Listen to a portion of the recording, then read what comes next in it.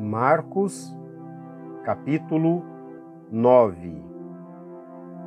E lhes disse: Garanto-lhes que alguns dos que aqui estão, de modo nenhum experimentarão a morte antes de verem o reino de Deus vindo com poder. 6 dias depois, Jesus tomou consigo Pedro, Tiago e João e os levou a um alto monte onde ficaram a sós. Ali ele foi transfigurado diante deles. Suas roupas se tornaram brancas, de um branco resplandecente, como nenhum lavandeiro no mundo seria capaz de branqueá-las. E apareceram diante deles Elias e Moisés, os quais conversavam com Jesus. Então Pedro disse a Jesus: Mestre, é bom estarmos aqui. Façamos 3 tendas, uma para ti, uma para Moisés e uma para Elias. Ele não sabia o que dizer, pois estavam apavorados. A seguir apareceu uma nuvem e os envolveu, e dela saiu uma voz que disse: Este é o meu filho amado, ouçam-no. Repentinamente, quando olharam ao redor, não viram mais ninguém a não ser Jesus. Enquanto desciam do monte, Jesus ordenou que não contassem a ninguém o que tinham visto, até que o Filho do Homem tivesse ressuscitado dos mortos. Eles guardaram o assunto apenas entre si, discutindo o que significaria ressuscitar dos mortos. E lhes perguntaram: Por que os mestres da lei dizem que é necessário que Elias venha primeiro?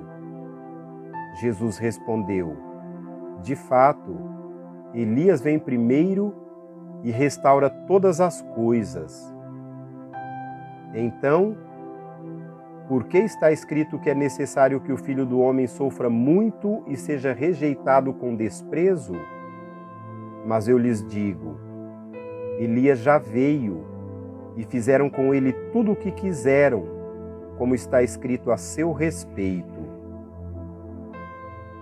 Quando chegaram onde estavam os outros discípulos, viram uma grande multidão ao redor deles e os mestres da lei discutindo com eles. Logo que todo o povo viu Jesus, ficou muito surpreso e correu para saudá-lo. Perguntou Jesus: O que vocês estão discutindo? Um homem, no meio da multidão, respondeu: Mestre, eu te trouxe o meu filho, que está com o espírito que o impede de falar. Onde quer que o apanha, joga-o no chão. Ele espuma pela boca, range os dentes e fica rígido. Pedi aos teus discípulos que expulsassem o espírito, mas eles não conseguiram.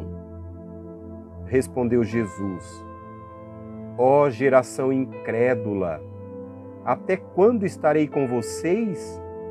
Até quando terei que suportá-los? Tragam-me o menino. Então eles o trouxeram. Quando o espírito viu Jesus, imediatamente causou uma convulsão no menino. Este caiu no chão e começou a rolar, espumando pela boca. Jesus perguntou ao pai do menino: Há quanto tempo ele está assim?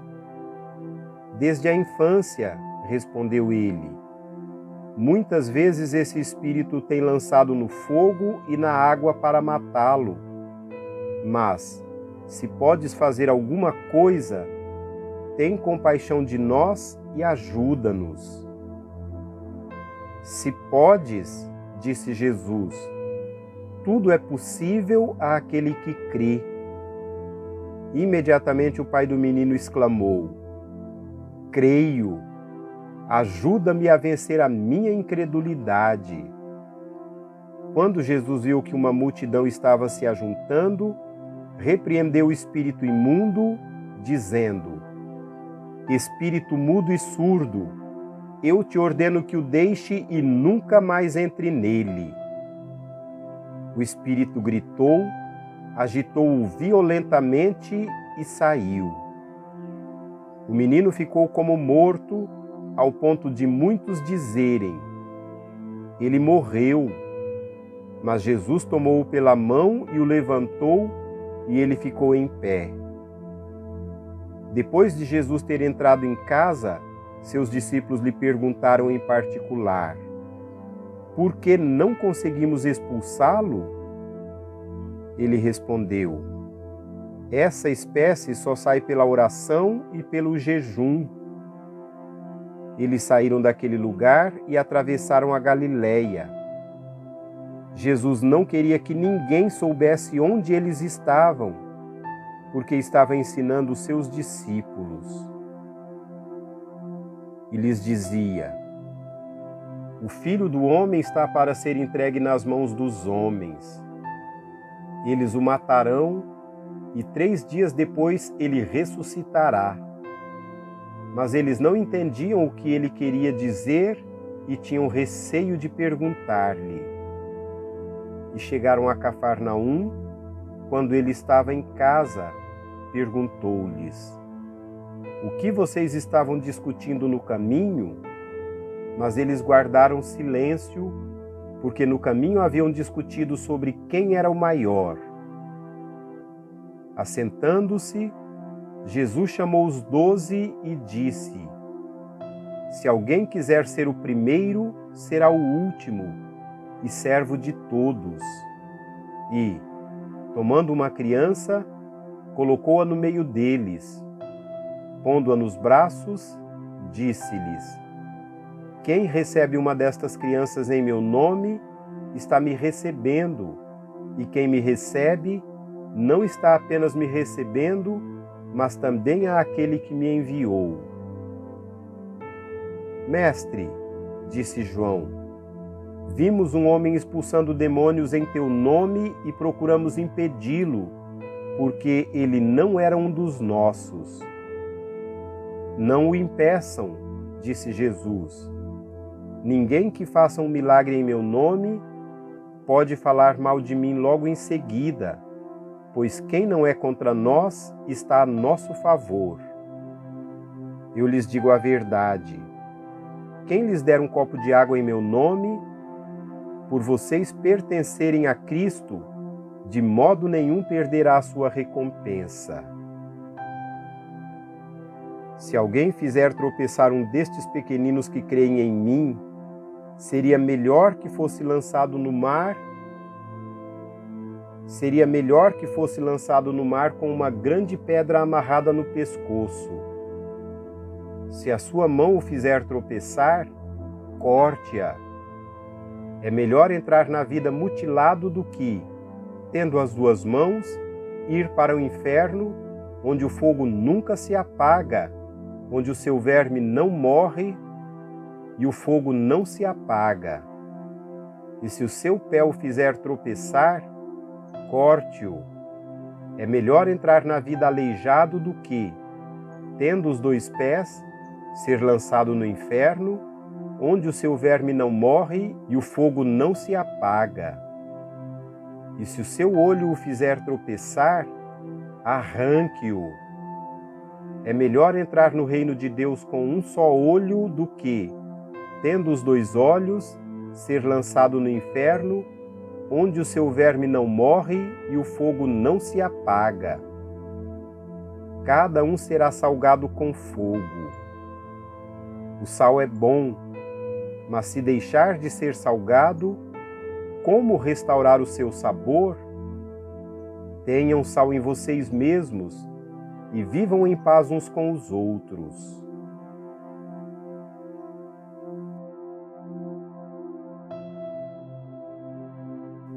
Capítulo 10. Então Jesus saiu dali e foi para a região da Judéia e para o outro lado do Jordão. Novamente uma multidão veio a ele e, segundo o seu costume, ele as ensinava. Alguns fariseus aproximaram-se dele para pô-lo à prova, perguntando: é permitido ao homem divorciar-se de sua mulher? O que Moisés lhes ordenou? Perguntou ele. Eles disseram: Moisés permitiu que lhe desse uma certidão de divórcio e a mandasse embora. Respondeu Jesus: Moisés escreveu essa lei por causa da dureza do coração de vocês. No princípio da criação, Deus os fez homem e mulher. Por esta razão, o homem deixará pai e mãe e se unirá à sua mulher, e os dois se tornarão uma só carne. Assim, eles já não são dois, mas sim uma só carne.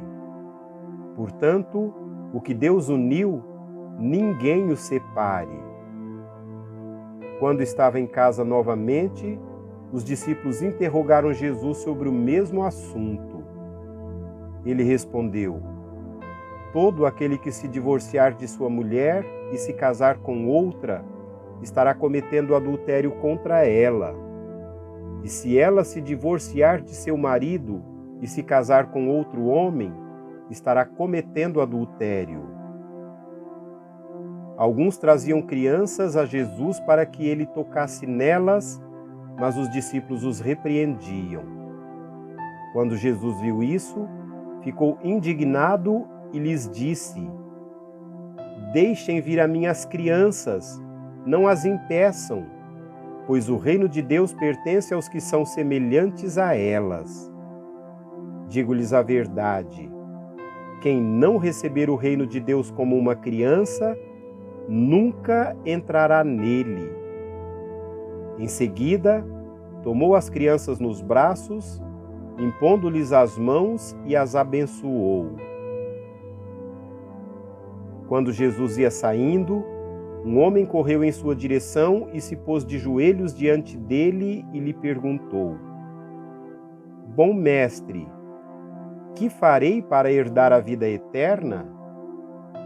Respondeu-lhe Jesus: por que você me chama bom? Ninguém é bom, a não ser um, que é Deus.